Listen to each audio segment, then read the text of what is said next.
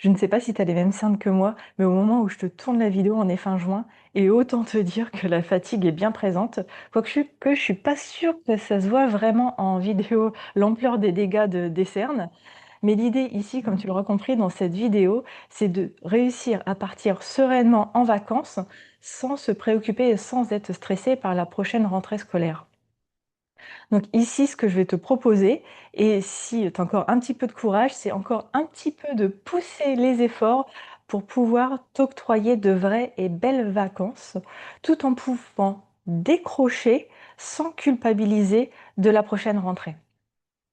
Donc en fait, moi, au fur et à mesure des années, surtout en début de carrière, ce que je faisais, c'est que je testais des différentes manières de fonctionner, des différentes organisations de travail chaque année, à chaque vacances scolaires.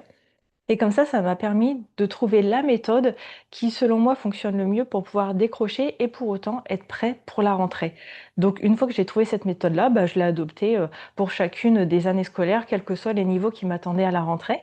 Et donc, c'est ce que je veux te partager dans cette vidéo. Donc, de se dire quoi préparer avant les vacances, parce que si tu veux avoir des bonnes vacances, ce qu'il faut faire, c'est justement préparer tes vacances. Donc, quoi faire avant les vacances, quoi faire au début des vacances et quoi faire à la fin des vacances. Alors, tu l'auras compris, les vacances, ça se prépare. Alors, ça paraît un peu paradoxal. Alors, je te parle pas de préparer ta valise, je vais pas t'accompagner dans tes réservations d'hôtel, de billets d'avion, etc., hein. C'est pas l'idée, comme tu l'auras compris.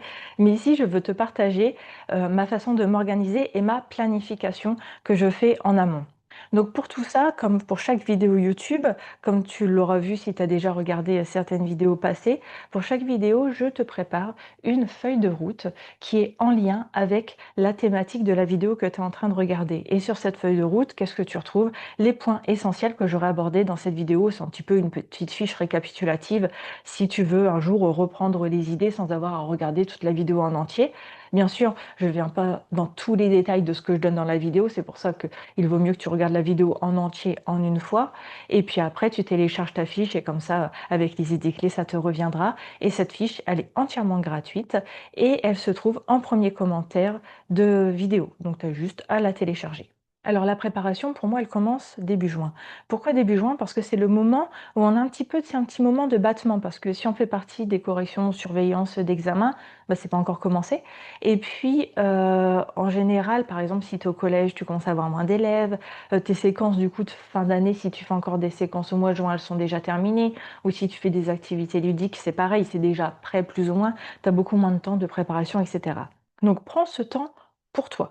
Alors moi, ce que je fais déjà, c'est penser à un planning pour optimiser ensuite mes vacances et mon décrochage pour que ce soit plus efficace durant juillet-août. Alors, comment je fais?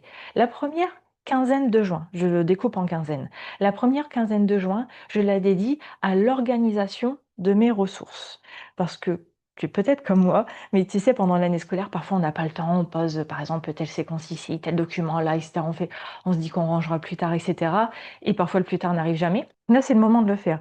D'une chose déjà, pour avoir tes affaires en ordre, pour savoir où tu vas, ce que tu as à ta disposition. Ça te permet aussi peut-être de faire un petit tri par la même occasion. Donc du coup, pendant cette première quinzaine, comment je fonctionne? Je commence par ranger toutes mes ressources papier.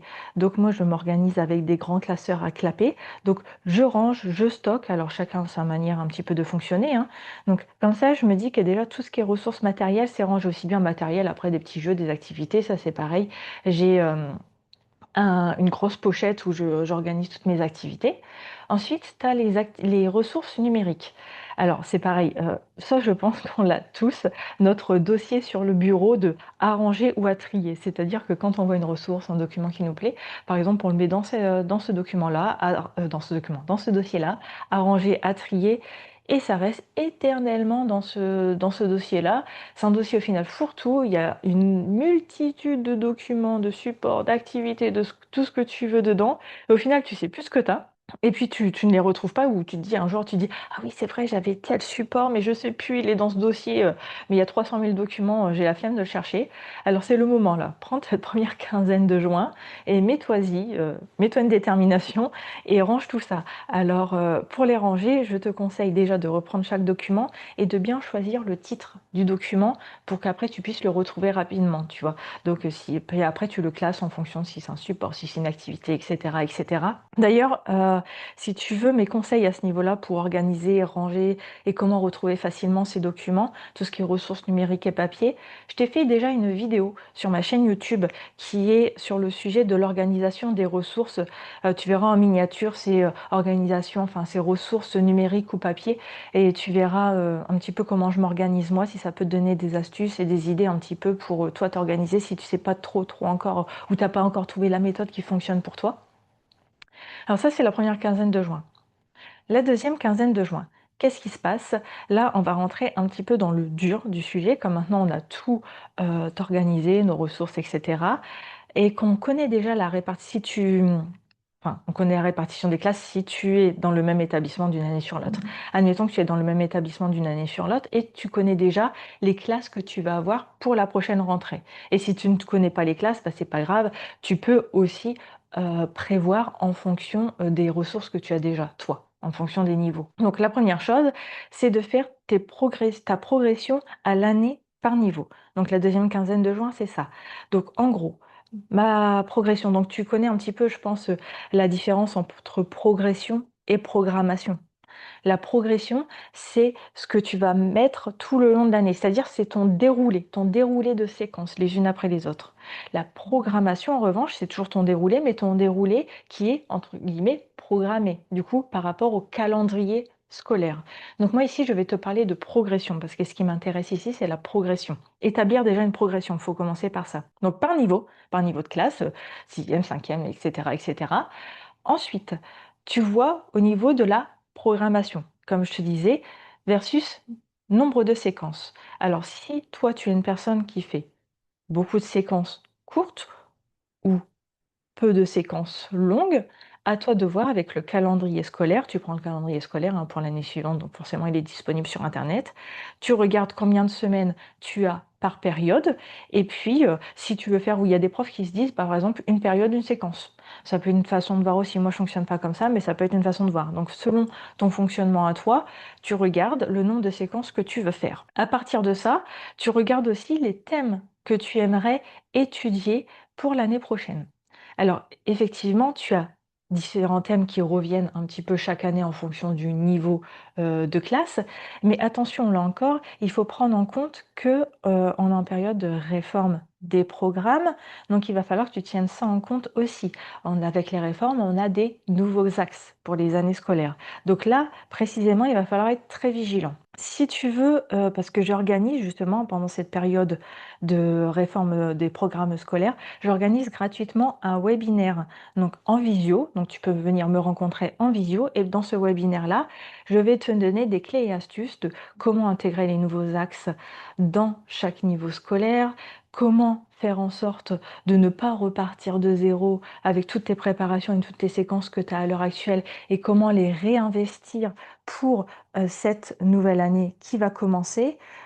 Comment intégrer aussi les nouveaux axes? Parce que tu vois, par exemple, comme je te disais, si tu as un prof qui fait peu de séquences, mais des séquences longues durant l'année scolaire, comment réussir à intégrer tous ces axes? Donc voilà, on va parler de tout ça dans ce webinaire. Donc si tu veux y participer, comme je te dis, il est gratuit. Tu as le lien d'inscription en description de la vidéo. Donc c'est un Google Form, tu remplis le Google Form, tu le valides et une fois qu'il est validé, ta place est réservée pour le webinaire et ensuite moi je t'enverrai un email avec le lien Zoom pour venir me rejoindre avec la date et l'heure. Et si tu te rends compte que tu ne peux pas y assister ce jour-là ou que tu as peur de ne pas pouvoir y assister, inscris-toi quand même, réserve ta place et puis moi, je t'enverrai la replay du webinaire. Comme ça, tu auras quand même l'avantage, si tu peux y assister en direct, c'est que du coup, tu peux avoir un échange questions-réponses. Si tu as des questions à la fin du webinaire, à la fin de la présentation, tu peux me les poser. Donc, c'est toujours un avantage. Mais bon, si tu veux vraiment y assister, tu t'inscris et puis je t'enverrai le replay sans problème. Donc voilà, donc j'en étais là. Donc les thèmes à étudier, les axes à étudier pour l'année scolaire. Donc le tout, c'est ici de te faire une fiche avec, pour chaque niveau de classe, donc admettons par exemple, admettons en collège, et tu as par exemple des cinquième, quatrième, troisième pour la prochaine rentrée. Donc tu te fais une fiche avec les thèmes pour la classe de cinquième, les thèmes pour la classe de quatrième et les thèmes pour la classe de troisième. Mais ça ne s'en arrête pas là. Parce que comme tu sais, un bon prof doit faire des liens entre les apprentissages, les séquences, etc. Donc il y a les thèmes que tu dois étudier parce que ça fait partie du programme. Ensuite, des thèmes qui, toi, te tiennent à cœur aussi. Donc, tu les orientes en fonction d'une thématique qui te plaît. Et ensuite, il y a aussi réussir à faire ce lien des transitions des passerelles entre les séquences. Donc c'est le moment d'y réfléchir, à te dire, bah, est-ce que ma séquence 1 permet d'amener, enfin la fin de ma séquence 1 permet d'amener ma séquence 2 et ainsi de suite, pour que ça ait un lien. Et il y a une chose aussi qui est très importante, on n'en parle pas assez d'ailleurs, parce qu'on dit, ah voilà, les élèves en fin d'année, nous on a étudié par exemple telle séquence, ils s'en souviennent déjà plus alors que c'était cette année. Oui, parce que bah, en fait, ce sont pas des machines aussi, c'est comme nous, ils oublient. Et bah, ils n'ont pas que, moi je suis enseignante d'espagnol, ils n'ont pas que l'espagnol dans leur vie, quoi. Donc du coup, ce qui est intéressant de faire aussi, on dit que les élèves, faut qu'ils aient vu 3 à 5 fois une compétence et manipuler la compétence pour l'avoir acquise.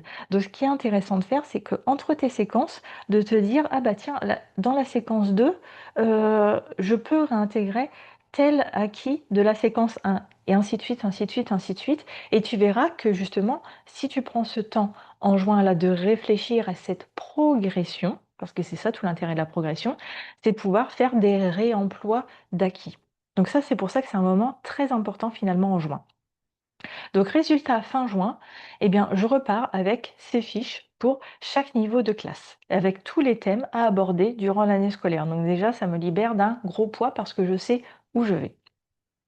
Après, en juillet.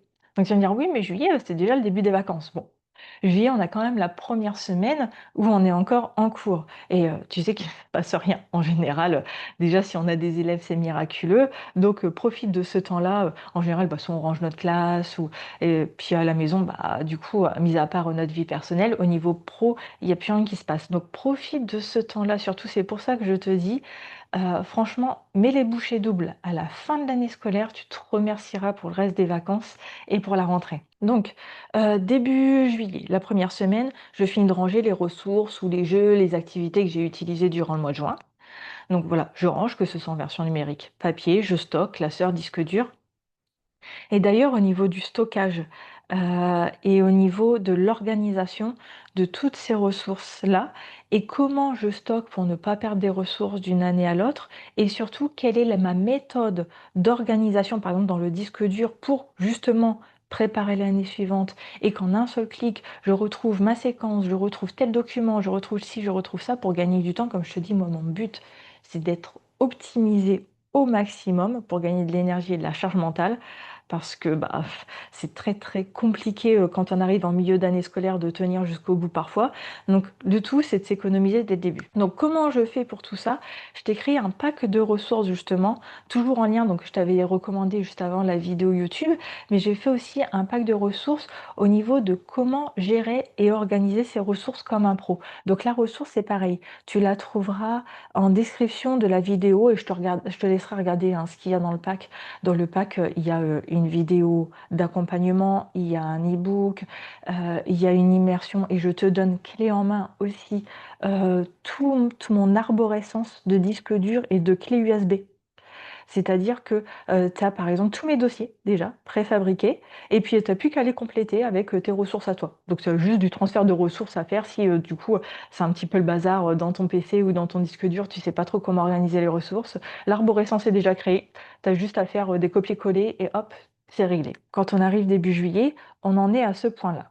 Donc on a tout organisé, on a déjà notre programme, notre progression, on a déjà une idée de notre programmation et il faut maintenant commencer à remplir ta fameuse clé USB parce que forcément, comme ta clé USB, je pense que là, tu as compris, tu l'as déjà vidée parce que tu l'as organisée dans tes disques durs, mais maintenant, il va falloir préparer la prochaine rentrée parce que c'est pas le 30 août où tu vas dire, oh aïe aïe, j'ai rien préparé, c'est la cata. Et puis en plus, le problème, c'est que tu vois, si tu attends fin août pour commencer à préparer, bah, on va pas se mentir, au milieu du mois d'août ou même début août, tu vas dire: «Oh là là, j'ai toujours rien préparé» et là, tu vas commencer à compter limite les jours ou les semaines qui te restent avant la rentrée. Tu vas y penser pendant tes vacances, tu vas dire: «J'ai toujours rien préparé», tu vas culpabiliser et cetera et tu vas pas décrocher au final.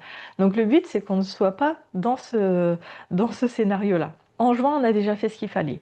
Début juillet. Donc là, début juillet, on va préparer notre clé USB pour la rentrée.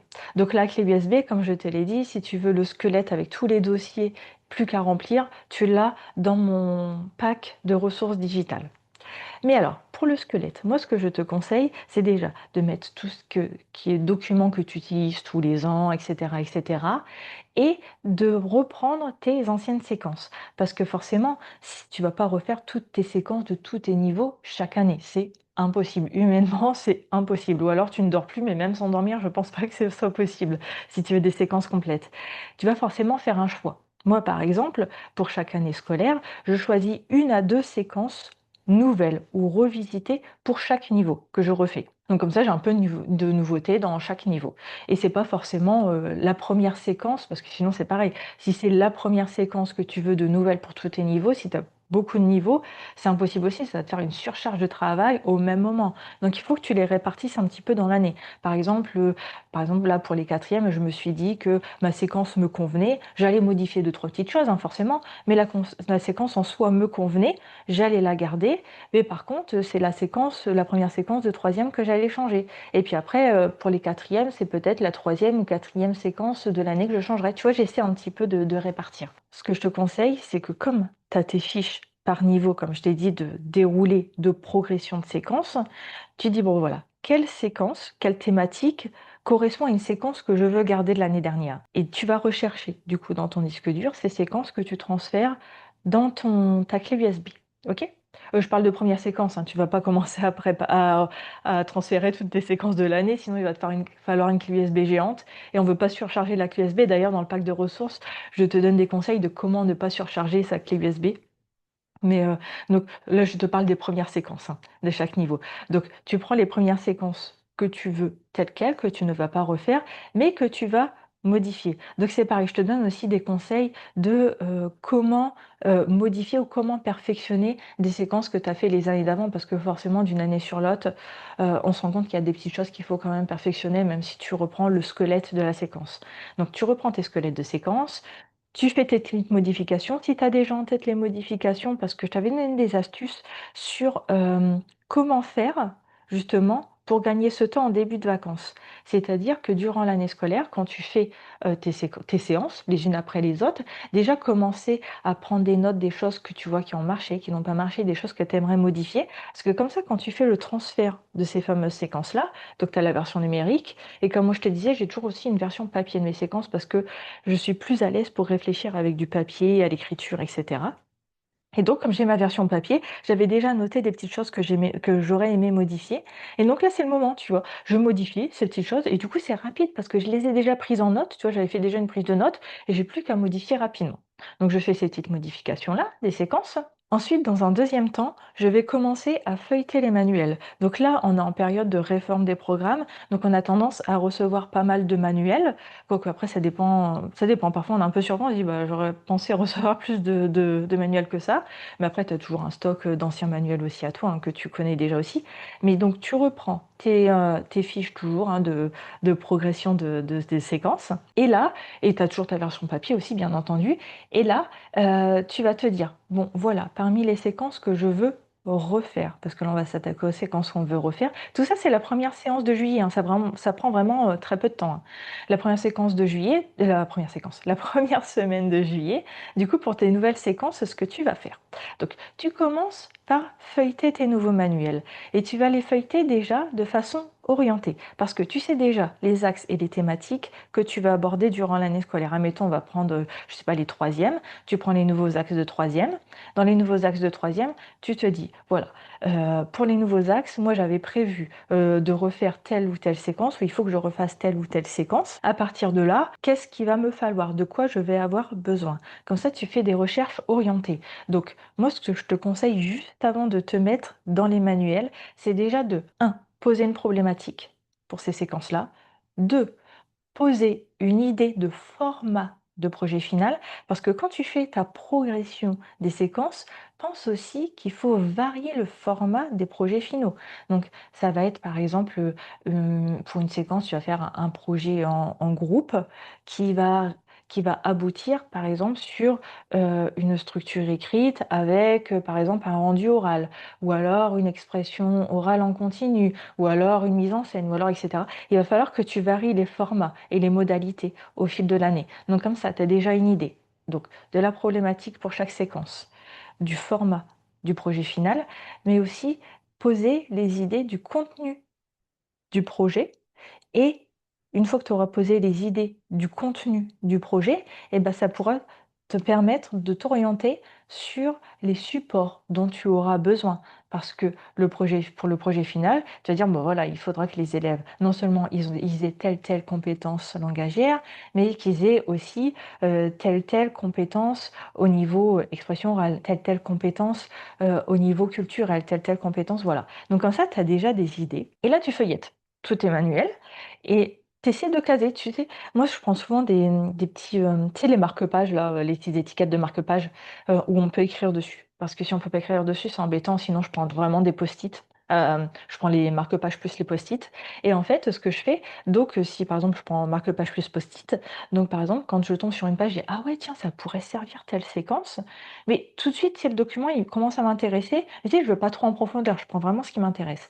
Je: «Ah bah, ça pourrait être intéressant», et ben je pose mon post-it et sur le moment, je dis, je liste les idées pourquoi ce document-là me semble intéressant, tu vois? Vraiment en quelques mots, hein, c'est vraiment ça te prend rien en temps. Tu vois? C'est vraiment du premier jet, tu vois? Les premières impressions, premier jet et je mets tous mes marque-pages. Et pourquoi je fais que ça? Je m'en arrête là, au niveau de la préparation des nouvelles séquences, parce que en fait, à chaque fois, je me laisse décanter. Je laisse décanter mes idées parce que, alors je sais pas pour toi comment tu fonctionnes quand tu crées une séquence, et cetera. Parce que sur le moment, moi j'adore préparer les séquences, ça fait partie des choses que j'adore dans le métier, c'est préparer les séquences et après faire les projets avec les élèves. Et donc, cette, phase de préparation, moi je suis tout feu tout flamme. Quand je découvre quelque chose, je me dis: «Oh là là, ça va être trop bien et je vois ci et je vois ça», et je pars dans tous les sens et j'ai du mal à m'organiser. Au final, j'ai envie de faire tel projet, puis tel projet je prends le même axe, hein. Le même axe, je me dis: «Ah, il y a telle chose qui serait intéressante et telle chose». Impossible. Alors, ce que je fais, donc c'est que je te dis, je repère tous les supports qui m'intéressent sur ces axes-là, si ça peut servir plus ou moins à mon projet.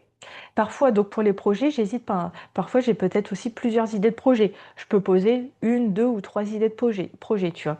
Et puis après, comme ça, quand j'y reviendrai des semaines plus tard, on verra fin août, quand j'y reviendrai des semaines plus tard avec les vacances, avec le recul, tout ça, tu verras que tu auras des idées beaucoup plus claires. Donc, je laisse décanter, je m'en vais en vacances. On est à peu près là le 10-12 juillet maximum. Au 10-12 juillet maximum, hop, je ferme tout. Le travail n'existe plus, je clean le bureau, ça n'existe plus. Ah si, juste avant, par contre, je vais faire mes courses de rentrée scolaire. Parce que j'attends pas fin août où c'est l'enfer dans les magasins, hors de question.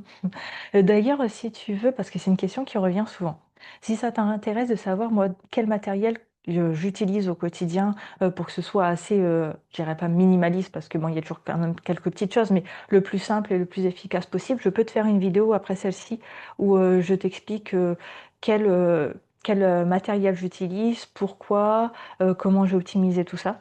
Ça peut être intéressant aussi. Donc, et dis-moi toi aussi ce que tu utilises en matériel à ce niveau-là. Donc voilà, donc là, le 10-12 juillet, je pars en vacances.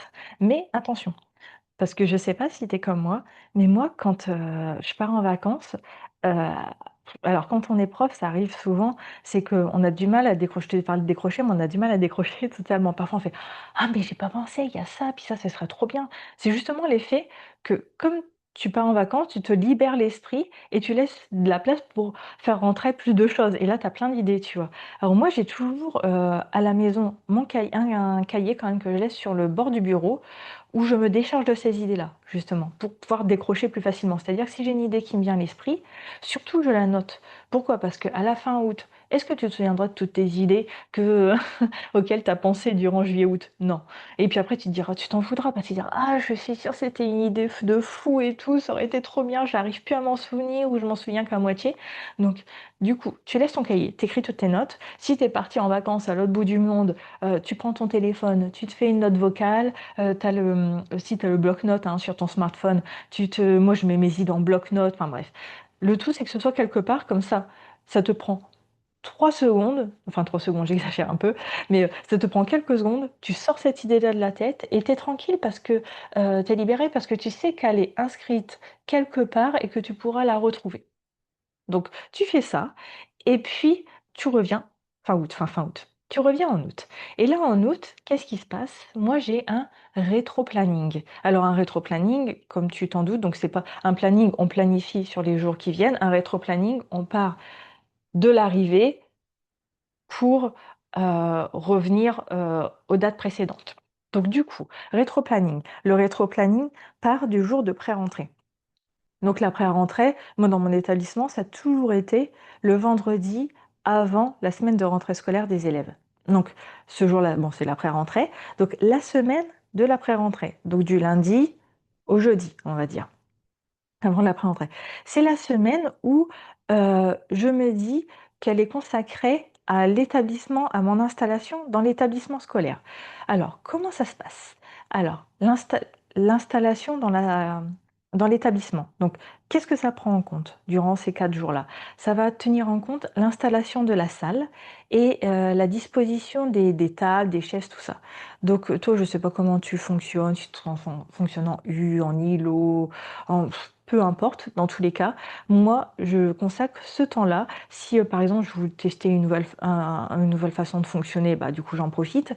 Ou si je veux réutiliser la façon de l'année précédente, mais je réinstalle ma salle de classe. Ensuite, c'est la décoration dans la salle. Donc, que ce soit décoration. Moi, je suis pas trop de décoration où il y a des couleurs dans tous les sens, on s'en sort plus, où ça donne mal au crâne. Je suis plus en mode affichage utile, tu vois. Donc, par exemple, j'ai des affichages concernant, par exemple, les, hum, les conjugaisons, parce que c'est des outils un peu techniques qui aident à débloquer l'oral, des choses comme ça. Après, j'ai un espace, par exemple, à la fin, au fond de la salle pour les espaces un petit peu concours, les espaces affichage de projet, enfin bref. Donc je réorganise tout ça aussi. Ensuite, un autre élément important, j'apporte dans l'établissement scolaire tout le matériel dont j'aurai besoin au cours de l'année. Donc, même si au cours de l'année, il y a des petits matériels que j'ajouterai, bien sûr, mais le matériel dont je sais que je vais avoir besoin, je l'apporte. Par exemple, comme je te dis, des activités culturelles, des jeux, bah, les fameux affichages, parce que je les jette pas hein, d'une année sur l'autre, donc je les ramène, etc. Toutes ces choses-là, les grosses choses, en fait, je réinstalle tout, que ce soit dans ma salle de classe ou si je le stocke dans le casier. En parlant de casier, durant cette semaine-là, la semaine est bien chargée, hein. Comme je te dis, c'est pour ça, je pars un mois en vacances, je pars vraiment en vacances, mais après, quand je reviens, je suis à fond. Euh, puis je veux en fait prendre ce temps-là pour être sûre d'être archi prête. Parce que comme ça, quand je fais ma rentrée le premier jour, je suis détendue. Parce que je sais, comme tu vas le voir, que je n'ai quasiment plus rien à faire jusqu'aux vacances d'octobre. Et ça, c'est génial. Je peux avancer tranquillement et puis y aller en douceur dans la rentrée au lieu de commencer la rentrée à travailler dans tous les sens et puis de m'épuiser, arriver au mois d'octobre et être épuisée. Donc, en parlant de casier, comme je te le disais, je fais toutes mes photocopies de mes premières séquences en entier de chacun des niveaux. Donc, c'est-à-dire que je me fais des... Alors moi, je suis à l'ancienne, hein. Je ne sais pas si toi, c'était pareil. Les profs, dans le temps, enfin, dans le temps, les profs, moi, à l'époque, tu sais, on les voyait souvent arriver avec les bannettes, enfin, les bannettes, tu sais, les, les cartons, des ramettes de papier pour les imprimantes. Tu sais, le couvercle. Moi, je les voyais souvent avec les couvercles pour mettre leurs photocopies. Alors, ça peut apparaître à l'ancienne, mais idée de génie, en fait. La meilleure organisation du monde. Une fois que je l'ai testé, je ne l'ai plus quitté. Pourquoi? Parce que je me fais bon, j'appelle ça des bannettes, du coup, je me fais un couvercle bannette pour chaque niveau. Et donc, du coup, j'ai ma bannette cinquième, quatrième, troisième, sixième, et puis parce que là, je suis en collège. Et donc, du coup, donc une bannette, une séquence pour un niveau. Cette semaine-là, je fais mes photocopies complètes de la séquence pour chacun des niveaux. Donc, ça peut aller des supports, ça va des activités, ça va des exercices d'entraînement, des évaluations, des fiches de projet, tout ça, tout ça. Tout est photocopié et comme ça, je n'ai plus à me poser de questions, de problèmes durant l'année scolaire, de que à faire à la photocopie. Alors bon, je suis pas la seule, hein, la semaine de la rentrée, on est beaucoup à faire nos photocopies. C'est pour ça que je te conseille, si tu y vas la semaine de la rentrée comme moi, d'y aller soit les 2 premiers jours, peut-être le premier jour, parfois à l'ouverture, il y a quand même du monde, mais les 2 voire 3 premiers jours, parce que c'est là où il y a le moins de monde. Souvent, les gens reviennent la veille ou l'avant-veille de la rentrée pour faire leur photocopie et tout. Donc, en général, les premiers jours, c'est vraiment désert, l'établissement. Donc, et puis, tu peux y aller aussi à des horaires un peu stratégiques. Tu vois, les gens, ils vont pas... Bon, je te dis pas de te lever à 8 heures, mais si tu es un ou une lève tôt, eh ben, profite de ça pour y aller tôt. Tu sais que tu n'auras personne à la photocopie. Et pareil, en fin de journée, il y aura personne à la photocopie. Donc, enfin, la photocopieuse. Donc, du coup, sois un peu stratégique à ce niveau-là. Parce que forcément, si tu as un ou une autre collègue qui veut photocopier en même temps, tu peux pas dire attends, il me reste 500 photocopies. Donc, voilà. Donc voilà, une fois que tu as fait tout ça, hop, tu stockes tout dans ton casier et tu es tranquille. Ensuite, le dernier point aussi à prendre en compte, parce que ça peut prendre aussi un petit peu de temps, c'est de toutes tes ressources numériques déjà les transférer sur le serveur de l'établissement et puis sur ton PC, c'est le PC de l'établissement si tu as un PC individuel. Moi je sais qu'on a un PC individuel par prof, mais sinon tu le mets sur le serveur, hein. Tu sais, tu as un espace tu sais, avec le nom de famille, tout ça sur, sur le serveur de l'établissement. Et donc, du coup, c'est pareil. Moi, j'organise, pareil, toujours par niveau, etc., etc. Et cetera. Et comme ça, je mets toutes mes ressources. Moi, je fonctionne beaucoup en PowerPoint parce que ça m'aide beaucoup à suivre mon déroulé de cours et aussi, ça aide beaucoup mes élèves. Donc, comme ça, tout est déjà dessus. Alors, ça, c'est pour toute l'organisation, collège ou lycée, la semaine avant la rentrée. Mais il y a l'avant-dernière semaine avant la rentrée. Donc, comme je te disais, moi, je reprends à peu près mi-août. Mi-août, il reste 2 semaines. Donc, la semaine avant la rentrée et la semaine encore d'avant. La semaine encore d'avant, l'établissement est fermé. Celle-ci, je la prends en semaine intensive de préparation pour moi. Donc, ici, je vais reprendre les premières séquences, enfin, la première séquence de chaque niveau. Comme je te disais, si ce sont des séquences que j'ai déjà récupérées des années d'avant et j'ai fait les modifications et elles sont bouclées, je fais une dernière relecture à tête reposée parce que du coup j'ai eu le temps de tout faire décanter pendant les vacances et une dernière relecture si tout me semble cohérent et si, comme je te disais, ce fameux carnet ou cette fameuse prise de notes que j'ai eue sur le téléphone, si je vois que j'ai pas eu des choses à rajouter entre-temps. Donc voilà. Et s'il y a eu des séquences nouvelles en première séquence de niveau, et bien dans ce cas-là, c'est le moment pour les faire de A à Z. Donc toujours en reprenant mes prises de notes. Donc les prises de notes que j'ai faites début juillet, est-ce que ça me semble cohérent? Est-ce que les documents, alors le choix des documents, du coup, tous les supports que j'avais présélectionnés et tout, et ben c'est le moment de dire déjà, je détermine finalement, je pars sur tel projet, je sélectionne mes supports, et puis bon, après tu connais hein, le déroulé de production et d'élaboration d'une séquence. Mais si tu veux que je t'explique un petit peu, que je rentre dans les détails et te dire comment moi je fais, n'hésite pas à me le dire en commentaire et puis je te ferai une vidéo là-dessus. Et pourquoi pas une petite formation, etc. Si tu veux rentrer en immersion avec moi dans mes productions.